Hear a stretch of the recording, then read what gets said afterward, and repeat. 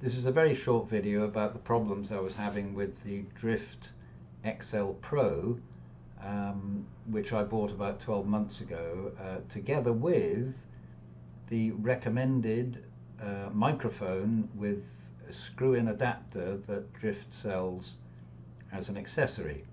Well, the long and the short of it is that it worked fine for a couple of weeks. The wind noise was terrible, so even when I tried to hide the microphone inside my helmet, the wind noise was unbearable. And eventually it just stopped working. The little icon in the back of the LED display, LCD display, at the back of the camera wouldn't show the camera icon at all. So really, it was all very disappointing. So really, I just put the camera away and stopped using it. In fact, I even thought of selling it. And I'm just amazed that Drift actually sell a microphone of such poor quality, and I'm not the only one. I think there are hundreds of people that this has happened to, where the microphone is simply packed up. But anyway, I'm going to show you how I managed to fix it. Fortunately, the adapter that screws into the camera still works, and so I'm hoping that that doesn't pack up. But what I'm showing you is how I managed to get my hands on a cheap microphone which actually works. So I hope this is some help to other people. I bought the Ghost XL Pro about 12 months ago through Amazon, and at the same time bought the external microphone from Drift, which came with this adapter because it's TRS to TRRS, and this screws in here, as you can see. But anyway, after a few weeks, the microphone packed up, actually quite slowly. It started crackling and all sorts of things. And eventually, the little microphone icon wouldn't show in the rear display. This meant that I couldn't record my voice at all. And anyway, even when I did use the Drift microphone, the wind noise was absolutely terrible, so you couldn't even hear my voice. So the whole thing was a total waste of time. However, it took me ages to find a microphone with a TRS, that's with the two black bands, to work with this, with this camera. I managed to find one yesterday, really cheap and much better quality than the Drift one. It's got a braided cable, which I prefer, and when you plug it in, magically it shows up in the display, as you can see here. See that little microphone icon at the bottom? Anybody who's used a Drift will know exactly what I'm talking about. So that solved that problem. I'm glad the adapter, that small cable there, wasn't the problem. Otherwise I really would have been in trouble, because I can't find any here at all. This is the original microphone which I bought with the Drift XL Pro, and well, after a few weeks it simply stopped working. What was happening is that it wasn't being detected by the camera. As you can see here, there's no microphone icon at all showing. It's not very clear, but anyway, you can't see it, and that's why it wasn't recording my voice. So I found this camera, which was cheap as chips, I don't know, much less than $10, about 7 or 8 I would say. Little Chinese thing. I'll open it so we can see what's inside. It's substantially larger than the other microphone, the Drift microphone. I just put them here side by side for comparison, and as you can see, there's quite a difference. They're both TRS, as you can see. We've got the two black lines on the 3.5mm jack. And let's see what happens when I plug it into the camera. Right, well, I've just plugged it in, and as you can see, the microphone icon is showing, which means it works. I'm going to keep this as a spare microphone because I bought two just in case one packs up. I've become so cynical about microphones and drift cameras that, well, anyway, it's always good to have a backup.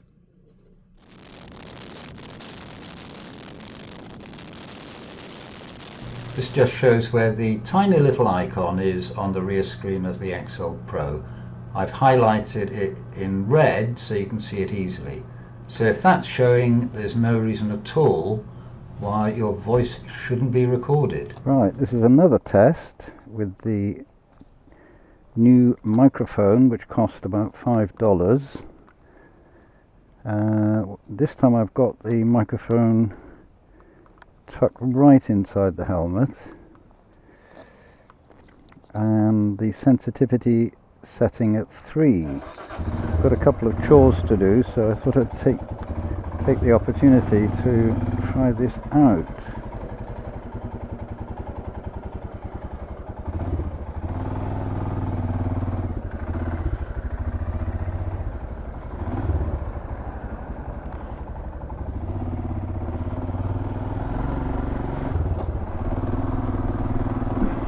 I'm running an errand for a client, a private school. I do all their courier work for them. Oh, and the other thing is I've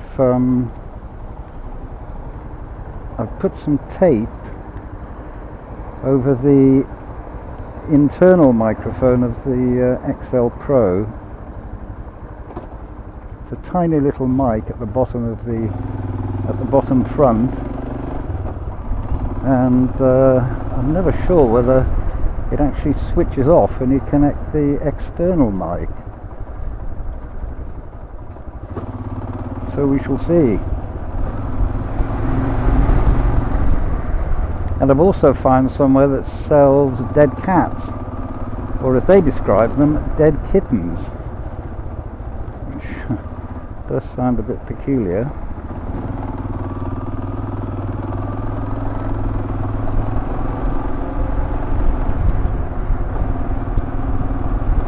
I'm having to use this on my old helmet, the LS2, which I'm retiring. But of course I have to transfer everything over to the new one, which requires quite a bit of work, really, taking all the padding out and everything.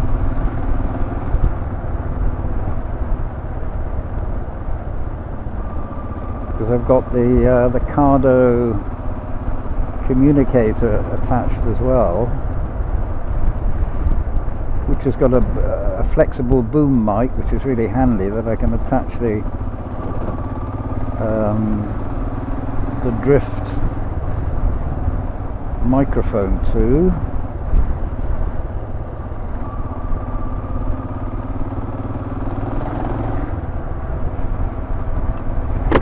Welcome to suburbia.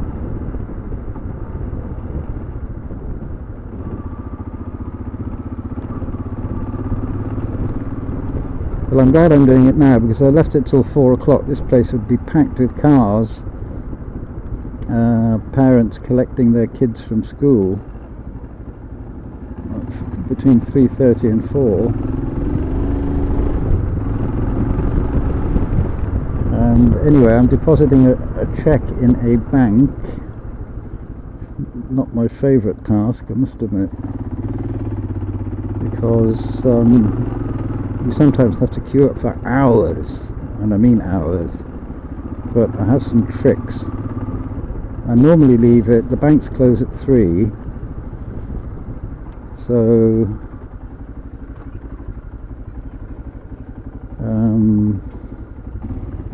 I try and leave it till the last minute, say about 2:30, or first thing in the morning, and you have to take a ticket which you get after punching in your national identification number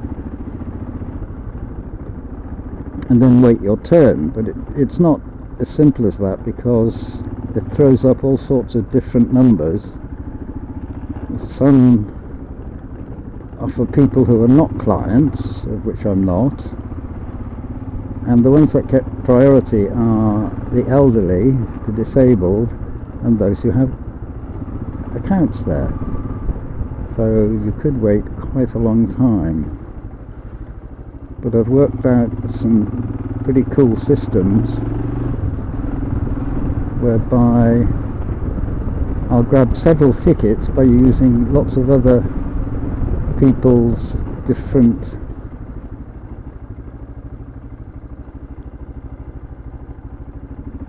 ID numbers.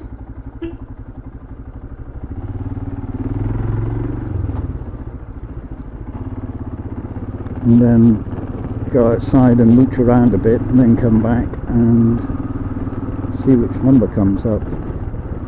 You have to, really, because on one occasion I turned up and there were more than 50 people there, and the waiting time was something like 2.5 hours,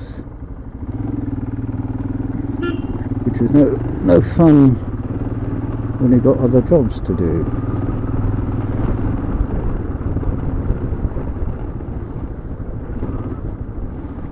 This place is known as Olivos, which is where my wife grew up.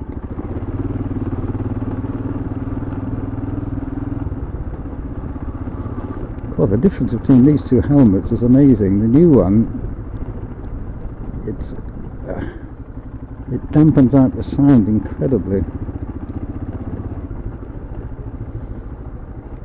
Besides, I think this helmet's too big for me. So we're going to go up here.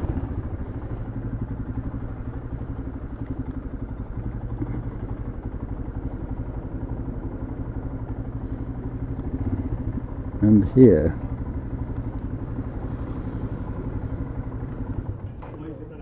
It's great being able to park on the pavement. Right, now I'm testing the XL Pro in my new helmet and hoping to get very little wind noise.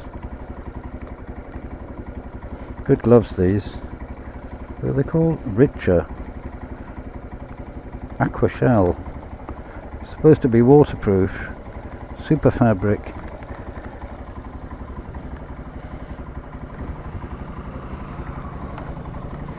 Right, let's get the show on the road. Sensitivity 3. I haven't got the dead cat on. I'll try that tomorrow if it's not raining. Just with the foam wind protector.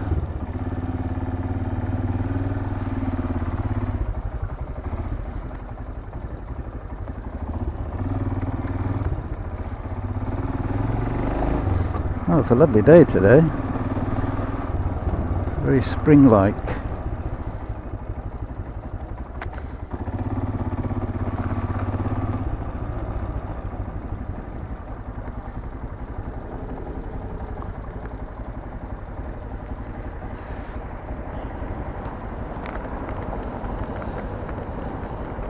Yeah, this is definitely a much better fit, this helmet. The other one is far too big for me. I don't know how I managed for so many years. About 6 years with an oversized helmet. Either that or my head has shrunk.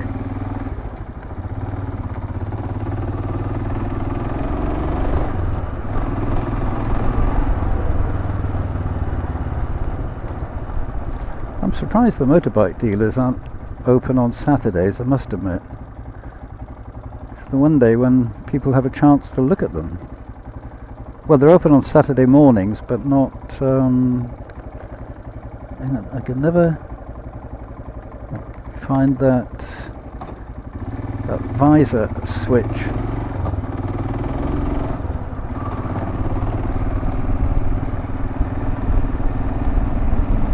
Oh, there you go. Sun visor on.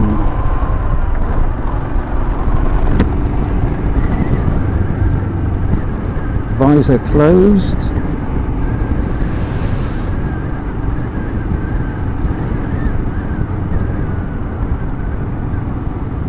I must admit things are a lot quieter with this new helmet. It's much better in all respects.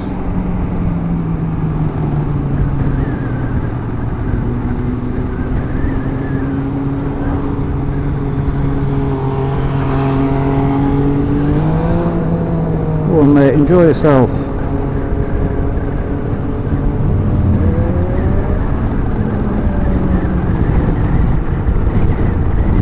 This place is a bit like a racetrack sometimes.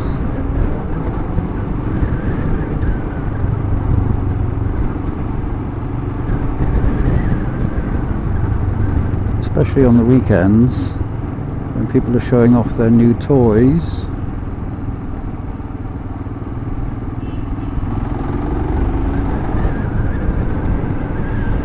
You've got to look out for Sunday drivers because they indicate one way and then go the opposite way. Handy to be telepathic at times.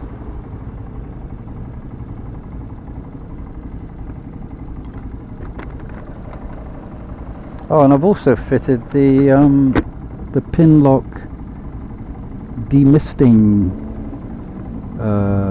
panel thing, whatever you call it, on the visor, and it really does work actually. It's like having double glazing.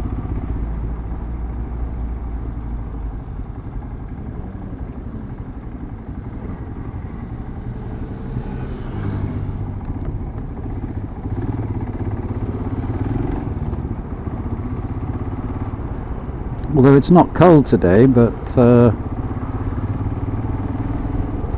there's not going to be much in the way of misting up.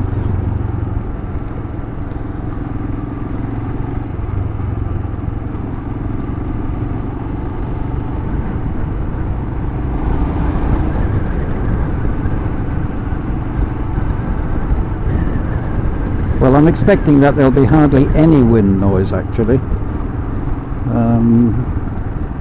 The real test is to get out onto the motorway. I mean, I'm only doing 60 kilometers an hour, which is about 35 miles per hour. It's when you're doing 60 or 70 miles an hour when you'd really know.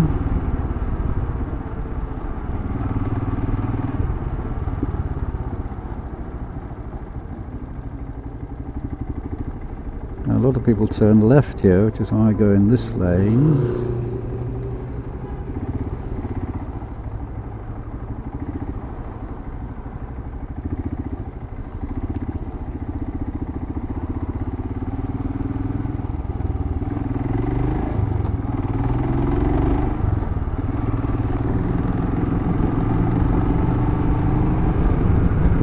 That's a good meeting place for bikers.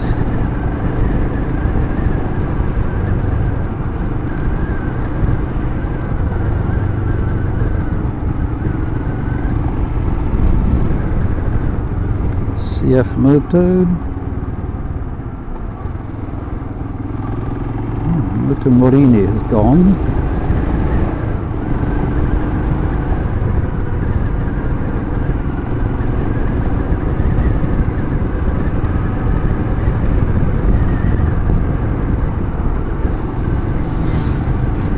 This is another popular meeting place for bikes and souped up cars.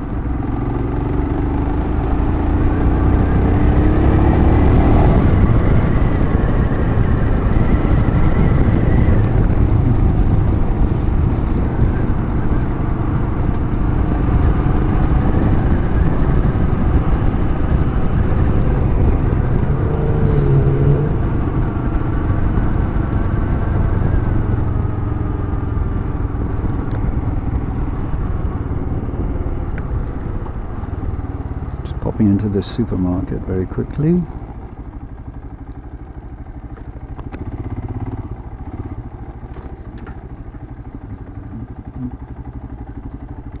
I seem to be a bit of a regular here.